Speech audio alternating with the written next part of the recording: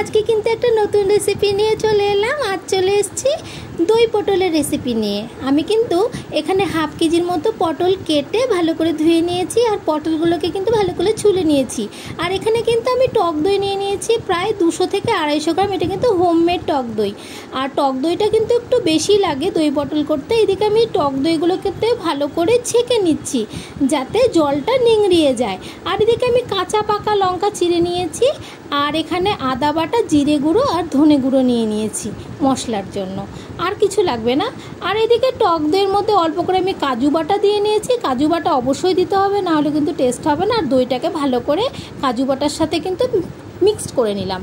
আর এদিকে পটলগুলোকে কিন্তু আমি খুব সুন্দর করে ফ্রাই করে নেব। পটলগুলোকে ভালো মতো করে কিন্তু ফ্রাই করে নিতে হবে। ভাজার উপরও কিন্তু অনেকটা সবজিটার টেস্ট নির্ভর করে, তাই আমরা পটলগুলোকে কিন্তু খুব সুন্দর করে ভেজে নেব। এদিকে আমি তেল দিয়ে দিলাম কড়াই, দিয়ে সাদা জিরে আর শুকনো লঙ্কা দিয়ে দিলাম, দিয়ে ফোড়ন করে নিলাম। নিয়ে ভালো করে এটাকে ফোড়ন করে নিয়ে কাঁচা পাকা লঙ্কাগুলো কিন্তু আমি দিয়ে দিলাম, দিয়ে এটাকে একটু ভালো করে একটু ফ্রাই করে নেব। নিয়ে কিন্তু আমি এর মধ্যে করে রাখা মশলাগুলো দিয়ে দিলাম। খুব একটা বেশি মশলা লাগে না, মশলা কম দিলাম। আর এদিকে লবণ আর হলুদ দিয়ে দিলাম প্রয়োজন মতো, দিয়ে মশলাটাকে কিন্তু আমি খুব সুন্দর করে কষিয়ে নেব। ভালো করে কষিয়ে নিতে হবে মশলাটাকে।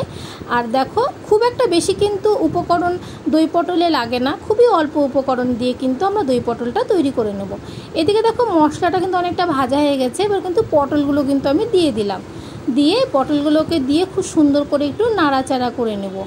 আর অবশ্যই লক্ষ্য রাখতে হবে পটলগুলো যেন ভেঙে না যায়।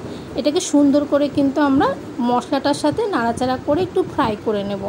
আর দেখো পটলগুলোর সাথে কিন্তু মশলাগুলো অনেকটাই লেগে গিয়েছে। অবশ্যই মশলাগুলো কিন্তু পটলের মধ্যে যাতে ঢোকে সেই ব্যবস্থা করে দিতে হবে, কারণ ভালো করে নাড়াচাড়া করতে হবে। এবার দিয়ে দিলাম টক দইটা। টক দইটা কিন্তু একটু বেশি পরিমাণ তোমাদের বলেছি, টক দইটা দিয়ে কিন্তু একটু নাড়াচাড়া করে নিলাম। আর টক দই যেহেতু খুব টক হয় তার জন্য একটু চিনি দিয়ে নিলাম। চিনি তোমাদের ইচ্ছে মতো দেবে, আমরা খুব বেশি দিইনি, 1 চামচের মতো চিনি দিয়ে দিলাম। দিয়ে এটাকে ভালো করে আবার নাড়াচাড়া করে নিচ্ছি।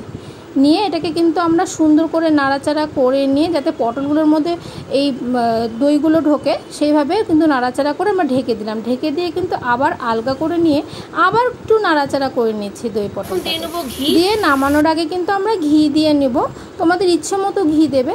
আমি এখানে কিন্তু 1 চামচ ঘি, আর এখানে কিন্তু আমি একটু গরম মশলা দিয়ে নিলাম। ঘি গরম মশলা দিয়ে কিন্তু এটাকে সুন্দর করে নাড়াচাড়া করে নিচ্ছি।